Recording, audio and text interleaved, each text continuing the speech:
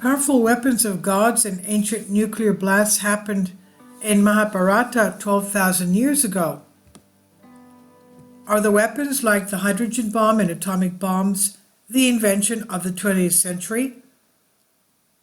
Probably no. Such technology may sound relatively new to modern humans, but ancient Hindu literature, such as Mahabharata and Ramayana, have evidence of lethal weapons used by gods, quote-unquote, on Earth tens of thousands of years ago.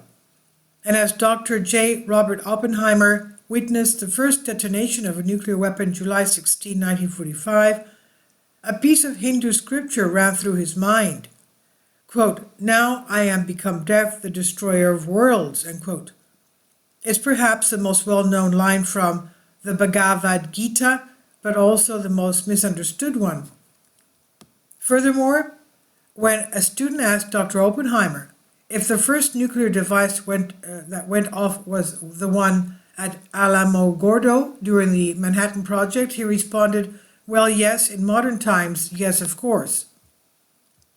Written in the Ramayana, an ancient Indian epic poem which narrates the struggles of the divine Prince Rama to rescue his wife Sita from the demon king Ravana, we find more interesting details which apparently also describe powerful ancient weapons.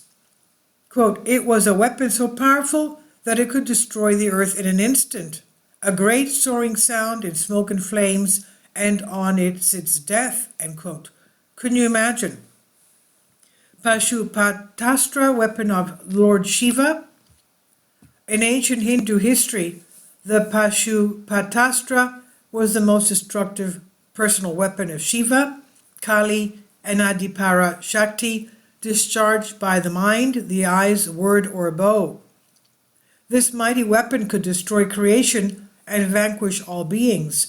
In fact, many scholars agree that the Pashupatastra is the most powerful, destructive, and irresistible weapon of all other astras or weapons mentioned in Hindu scripture.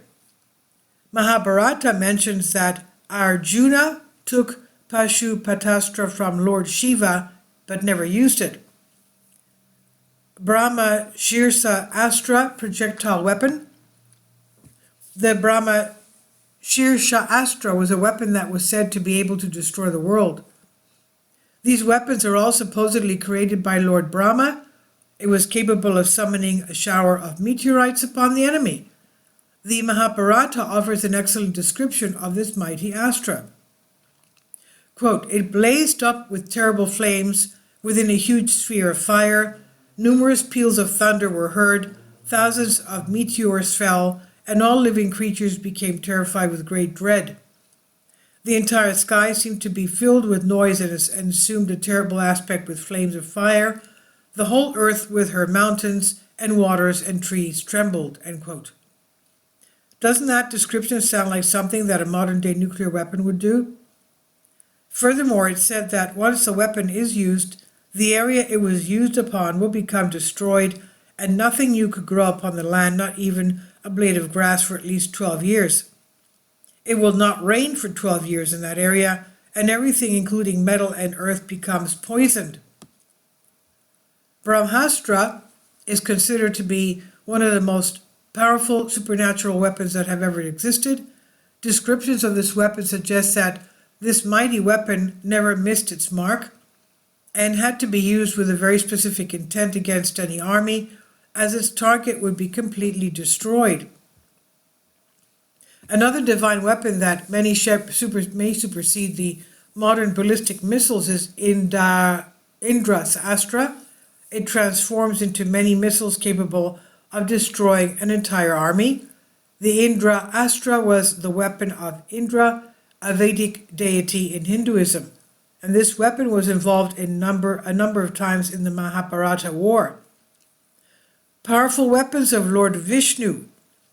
Then we have extremely powerful weapons by Lord Vishnu, supreme being of all Hindu deities, Sadurshana Chakra and Narayanastra.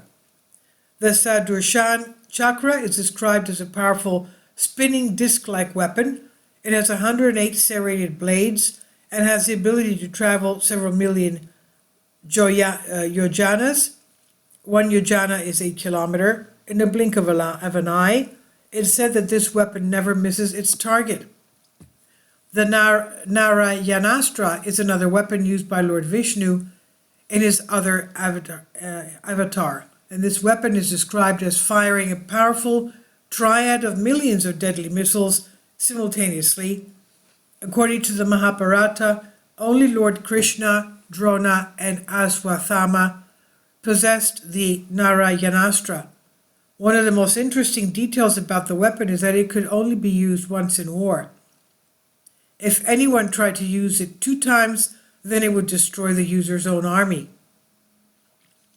In a 2017 scientific study, Professor Jason Wright suggested that our planet and other celestial bodies in our solar system may have been inhabited in the distant past by ancient aliens. Professor Wright is an assistant professor of astrophysics and astronomy at the Pennsylvania State University.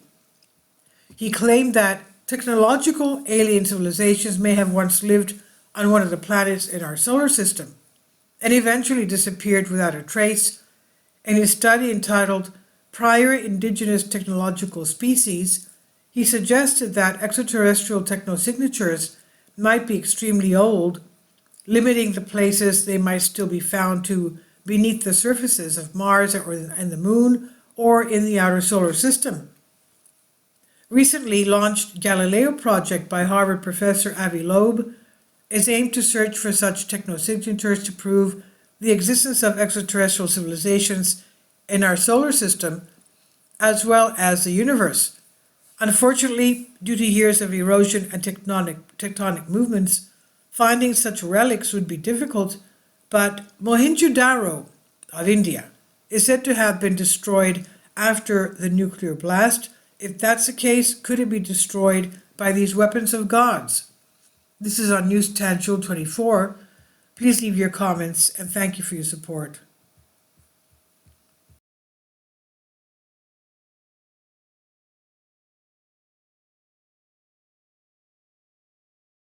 Support my Patreon account. The daily posts are 5 videos daily and they are totally different from what I have on my YouTube channel. Thank you so much for your support and that you find all my content so interesting. You'll find the Patreon account details in the description box below.